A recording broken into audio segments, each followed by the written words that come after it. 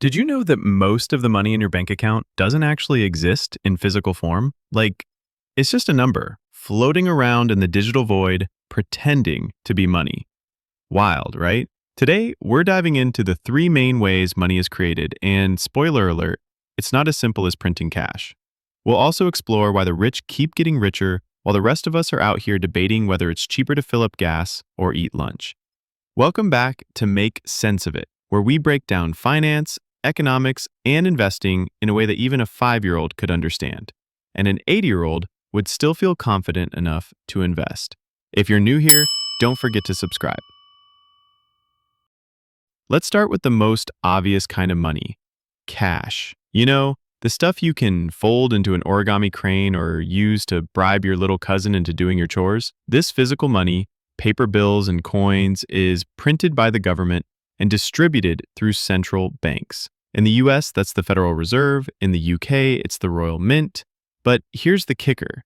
This tangible money only makes up about 3% to 8% of the total money supply in the economy. Yep, that's it. The rest?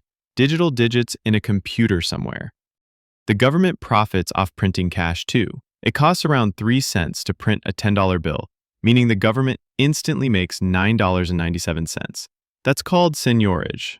But before you start wondering, why don't they just print money for everyone? Well, they've tried. And spoiler alert, it didn't end well. Just as Zimbabwe or Venezuela. In those places, money became so worthless that people literally used it to make crafts and origami because the paper itself had more value than the currency it represented.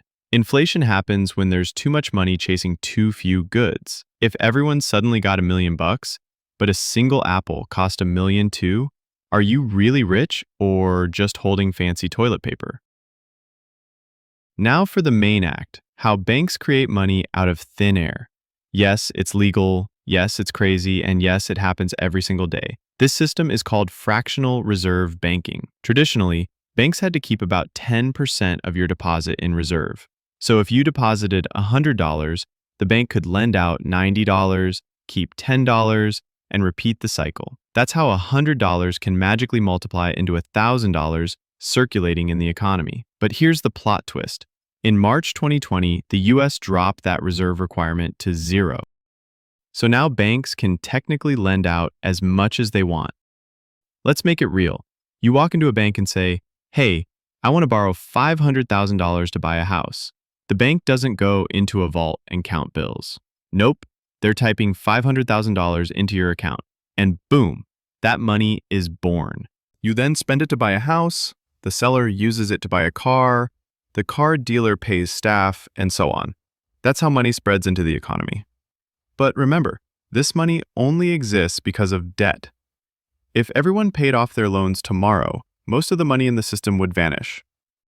Here's the funny and scary part. Debt and money are basically the same thing.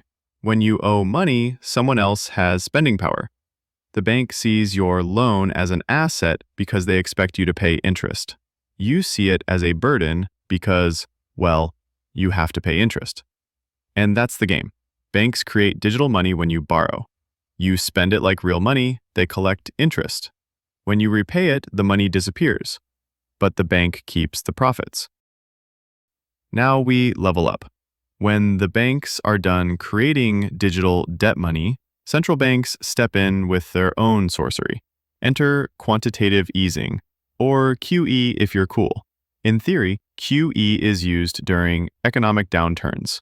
The central bank prints money, not physical, but digital, and uses it to buy government bonds and other financial assets. This injects liquidity into the system and pushes interest rates down. The idea is to encourage borrowing and investing. Sounds helpful, right? Well, sort of.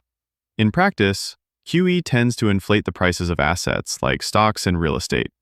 That's great if you already own a lot of those assets. Not so great if you are living paycheck to paycheck. There's a term for this, the Cantillon Effect. It means the people who get the new money first, usually banks and big institutions, get it at full value. By the time it trickles down to us regular folks, prices have already gone up, and the money has lost its purchasing power. During COVID in 2020, over 33 million Americans lost their jobs. But somehow the stock market had its strongest rally since 1987. How? Because of QE. The Fed printed trillions of dollars. Stocks soared, housing prices skyrocketed, and rich asset holders popped champagne. Meanwhile, everyday people were figuring out how to stretch stimulus checks. Here's the real kicker. Some central banks are now among the largest asset holders in the world. The Bank of Japan owns so much of its national stock market that it's basically Japan's top shareholder. Some central banks even hold billions in US stocks without ever running a business. They just print money and buy stuff. It's like playing Monopoly, but you control the bank and the other players can't print money. Wonder who wins? That's why income inequality has grown so fast. From 1980 to today, the wealth of the top 1% has increased by over 400%. Meanwhile, the middle class is running on a treadmill that's speeding up while the belt is made of debt. The stock market used to reflect the real economy. When companies did well, stocks went up.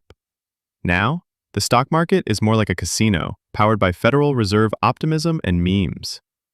And if the rich start moving their money out of stocks and into other real assets, like land or infrastructure, that's when inflation could really explode in the real world. Okay, now that we've uncovered the wizardry behind money creation, what do you actually do about it? Here's what I suggest. Keep some emergency cash and consider a debt-free credit card for security. Look into gold. It's not printable, and even the big banks still treat it like a safe haven. Learn about crypto, but please, don't just YOLO into random coins. Most importantly, focus on creating real value. Whether it's a product, skill, or business, things that can't be printed overnight. Because here's the truth. Money can be printed, value cannot. Real value takes time, energy, and effort. But that's what builds lasting wealth and impact. The system may be unfair, but understanding it gives you power. Power to make better choices, power to build, power to protect yourself and your family. So there you have it, 3 ways money is created and why it affects all of us. If you learned something new, smash that like button. If you've got thoughts, rants, or your own How I Found Out Money Isn't Real story, drop it in the comments below. And don't forget to subscribe so you don't miss the next breakdown. Until next time, stay smart, stay skeptical, and stay financially fearless.